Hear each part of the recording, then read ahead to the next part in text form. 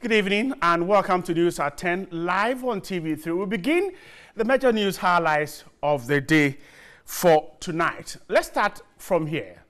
Now, the police in Accra have arrested another suspect in the Royal Motors armed robbery. We're told that two suspected criminals have also been shot dead in a gun battle Friday afternoon, including one who took part in the Kwabena cell break attack. Meanwhile, two suspected robbers who engaged the police in a shootout have also been gunned down. The police are achieving some results in the battle against armed robbers.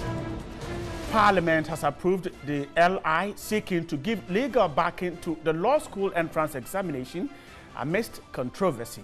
Among notable changes was the Subsidiary Legislation Committee recommendation that the Ghana Legal Council should not be allowed to conduct interviews for entrance into the Ghana School of Law.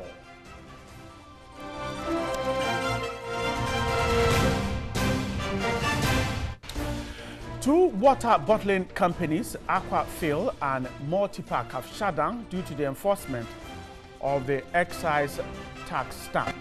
We'll tell you more about that story later on.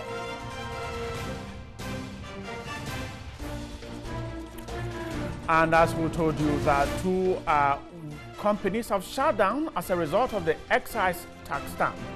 Speaking to TV3, the Executive Secretary of the Food and Beverages Association of Ghana, Samuel Agri, said these two companies have shut down due to conflicting reports from government with regards to the grace period for affixing the tax stamp, calling on the Ghana Revenue Authority to come clear on the matter.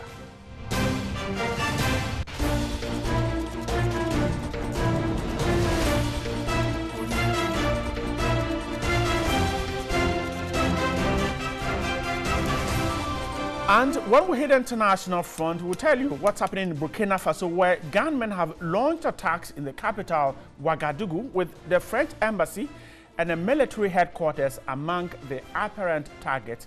Burkina Faso's government said 4 attackers had been killed at the embassy and at least 2 at the headquarters. 7 members of the security forces have been killed, officials say, with another 6 people wounded.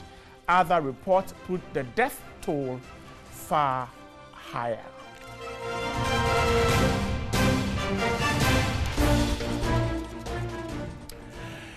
My name is Bright Nananfo. Thanks so much for joining us on News at 10. If you're watching us from the Upper West region, if you're watching us from the Bonafo region, if you are with us from the Central region, this is your show. Stay there. We're getting into the details. And first on the list, the chairman of the Civic Forum Initiative, Major General Ni Carl Coleman, retired, is calling for a coherent security strategy in Ghana. He spoke to colleague Nana Ikuya Mensah Brompa on Midday Live. Government does not take actions in a vacuum. I'm sure they must have done a bit of analysis. They have looked at the context. They've done their threat analysis before taking up these actions.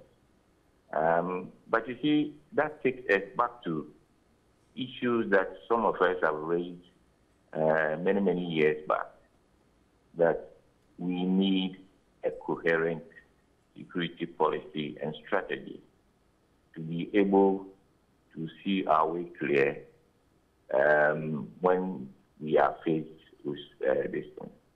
I do not think that these things were taken seriously, and therefore you see that there's a lack of understanding of what security is all about for the entire citizenry. You know, we are too laid back in our attitude towards security, and even those who should know better, that is politicians, seem to play down on security until we are actually faced with it. So I think that we need to take a step back and make a sober reflection of what is happening And, now, talking about looking back and taking a sober reflection, there was a tweet from the former president, Flight Lieutenant Jerry John Rawlings. Now, he's saying that he hopes that robberies are just downright robberies and not politically motivated in a tweet there. Do you think this is a fair assessment to make from the former president on the matters of security in the country? Well, in the security basket, there are so many things that one can find in there. And you should not only look at what is happening now, what is trending now. Even what is trending, if you look at it carefully, you can have strands of what he is talking about. So I do not think that it's out of place. Maybe one can say that he has overreacted, but there's no smoke without fire. And we must always not just look at what is happening now, but, stretch our thoughts much wider. And that goes back to the security policy. What is it that the government thinks of security? How do they want us to react to issues? What are the strategies that we are putting in place? And you don't do this in isolation. You look at what is around you, that is globally, then you come to regionally, you come to sub-regionally, before you come to country-specific and the trending in the country. Okay? So, him with a security mind, I'm sure, did not just look at, the petty thievery, but he allowed his imagination, to go a little bit beyond that. So we should not fault it.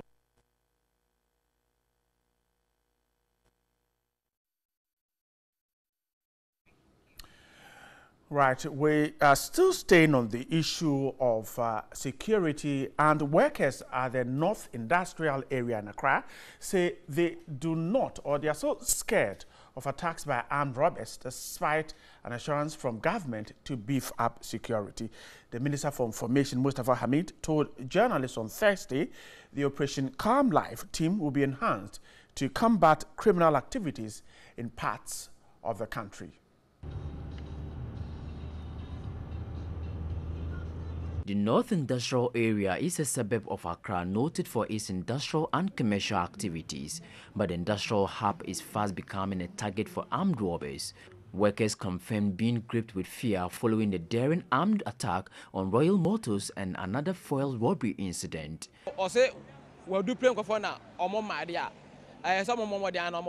If they have changed security men around, they must try and come here because we don't feel safe in the country anymore. We met Abubakar Danjuma, who has been working here for almost 4 years. He revealed several businesses within the area suffer similar criminal attacks. We haven't seen anyone here today. They have been stealing from us in the past, and so the attack on Royal Motors was nothing new.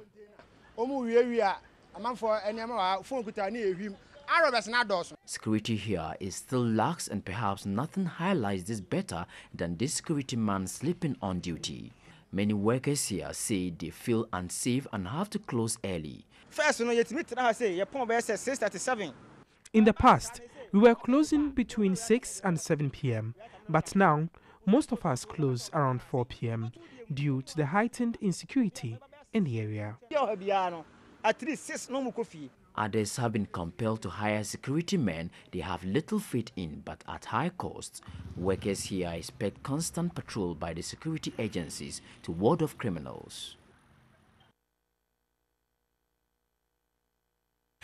We're still staying with the issue. The Vice President, Dr. Mahamudu Bawumia, says government will adequately resource the Ghana Police Service to combat crime. He gave the assurance when he joined the Muslim faithful for Friday prayers at Abu Sokai in Accra.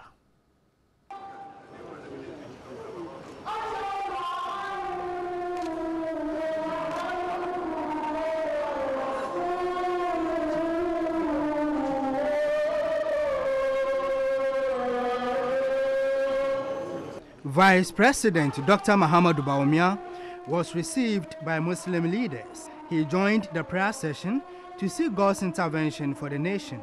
His visit to the mosque was to also commemorate the country's 61 years independence anniversary celebration. The National Chief Imam, Dr. Sheikh Nuhu Shaributu, who led the prayers, sought God's intervention as requested by the Vice President. The Vice President, who spoke to the gathering at the mosque, expressed concern on the spate of armed robbery. Restore, the stability and security of this nation. We ask for the cooperation of the general public as we, under the security forces, undertake these operations. And inshallah, they will be successful. He assured Ghanaians of government's commitment to ensure law and order. Ghana, we are known for our peace and stability, and we are going to make sure we maintain that. We pray to Allah to give us and continue to give us peace and stability in Ghana and allow the country to move forward. Minister for Zongo Development, Abubakar Siddiq, called on other religious bodies to also pray for the country.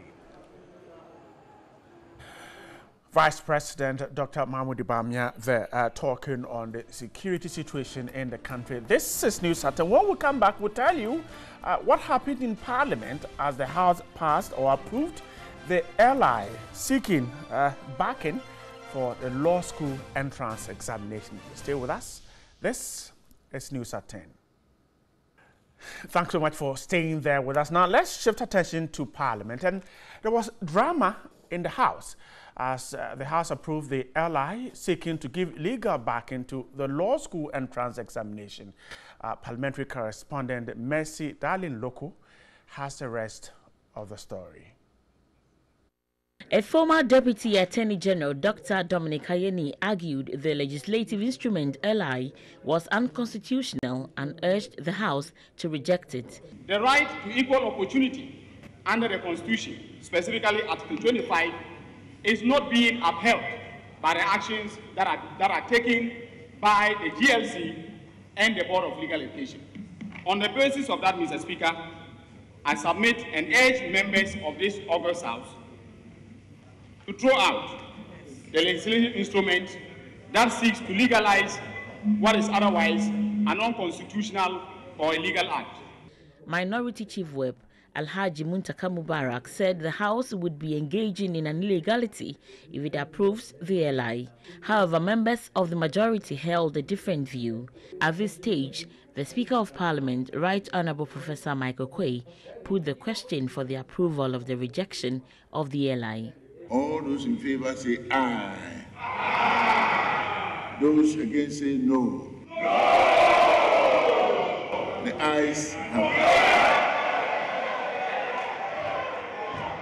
The Minority Chief Whip, Alhaji Muntaka Mubarak, attempted to challenge the ruling of the Speaker but was ignored after he, together with some minority MPs, stood on their feet for more than 10 minutes.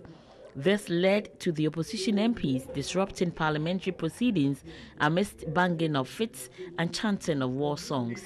On which the motion is moved, the motion for the adoption of the report of Committee on Foreign Affairs on the protocol to the Constitutive Acts of the African Union. Minority Chief Whip Muntaka Mubarak later in an interview expressed disappointment in the Speaker's ruling, saying his conduct is a threat to the country's democracy. The way he's behaving, I think that all of us need to be very concerned and very worried about the way the Speaker is conducting himself, because it is too much unbecoming of somebody who has written so many books on theory.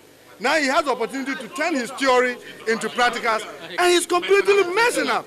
I mean, he is behaving like I doubt whether Mobutu or even Idi Amin can be behaving the way he's doing.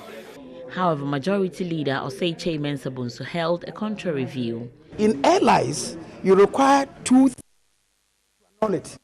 So if you have one half in the chamber, assuming all of us even vote against it, what is the purpose? You have not annulled it. So it's basic, it's rudimentary. People don't want to, avert their minds to the Constitution and the laws that we operate with. Also present in the House was the president of the Concerned Law Student Association, Ken Addo. He expressed his dissatisfaction at the turn of events. I don't have any trust in our system. The system is failing us. Right, so the president of the Concerned Law Students just joined us on the phone. Ken Addo is there. Ken, good evening. Now, you had earlier said that you don't have trust in the system. Now, how worried are these students who perhaps will be affected? Yes, my brother, thank you for having me, and good evening to your cherished viewers.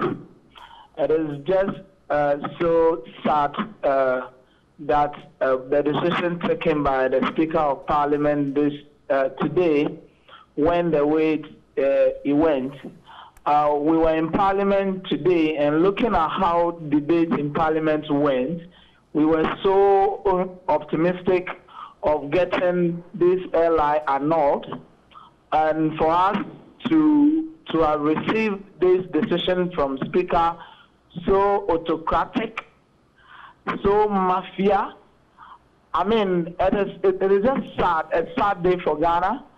And I think that if Ghana is going on this tangent, I fear for my country. It isn't right, because if the popular acclamation decision that was taken in the House, you could hear those who were against it so loud. The voices were so loud, but Speaker went for the other way. And I think he didn't act in good faith. I see. Ken, the House has approved the LI, but it is not law yet. It takes 21 days. Between now and when it matures, what can be done to stop it, if that's what you want?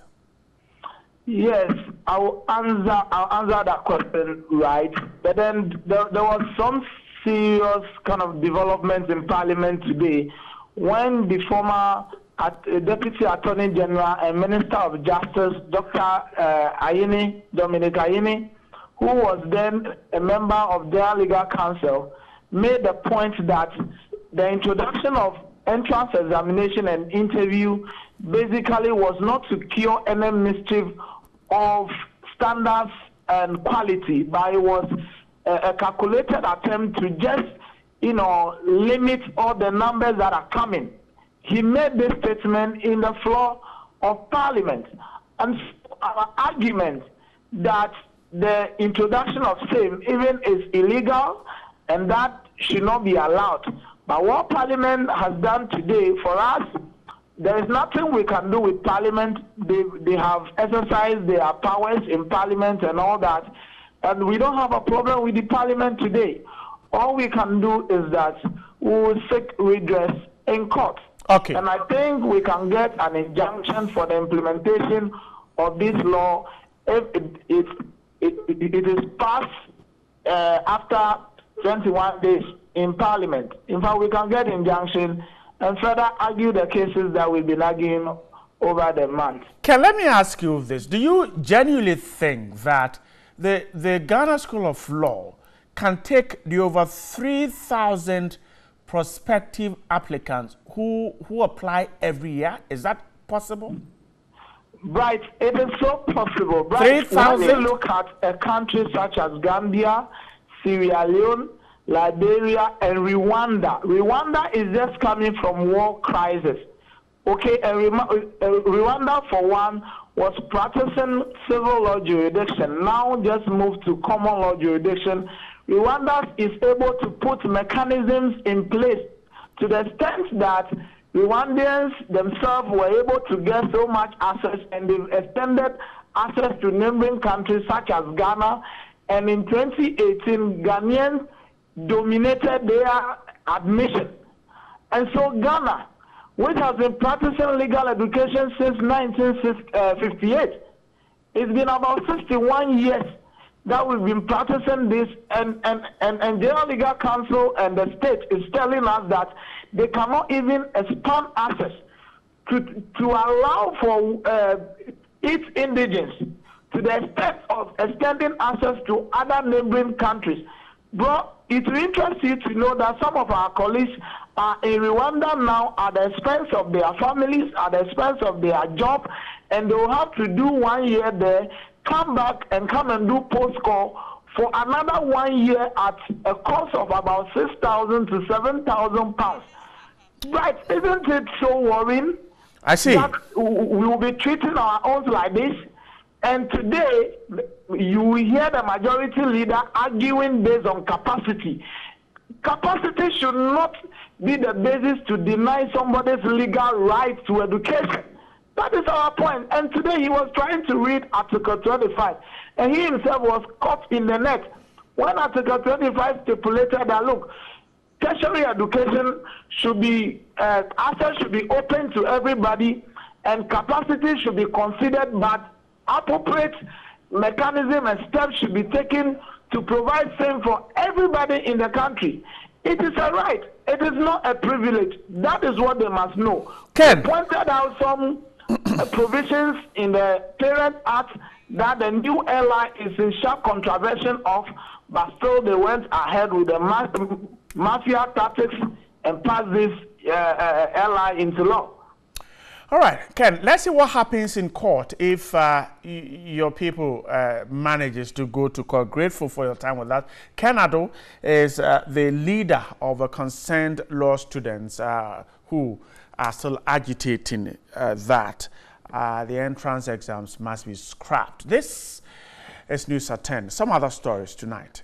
The Institute of Chartered Economists of Ghana has called for regulatory framework for the signing of contracts in the country. Chief Executive Officer Gideon Emisa is of the view that this will help reduce corruption in both the public and private sectors.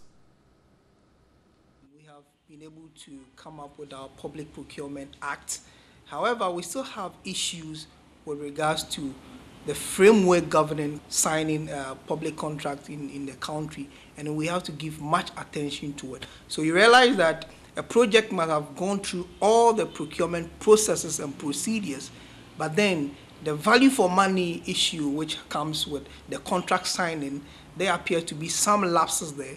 So let's get a regulatory framework that will govern signing of public contracts. The control of corruption is a vital element of governance aside such indicators as rule of law, voice and accountability, regulatory quality, political stability, and the absence of violence and government effectiveness, according to World Bank Worldwide Government Indicators. A recent CDD Corruption Perception Index survey saw Ghana dropping from 43 to 40%.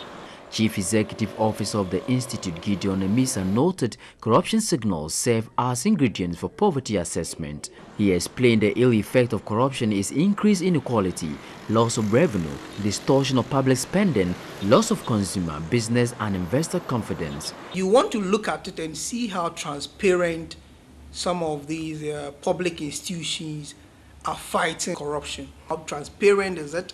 If you want to get a land registration, how easy is it for you to do that? All these things are factors that goes into, measuring the perception of corruption. And investors will look at all these indicators before coming in to invest in our country. Gideon Emisa indicated that politicization of corruption is a worry.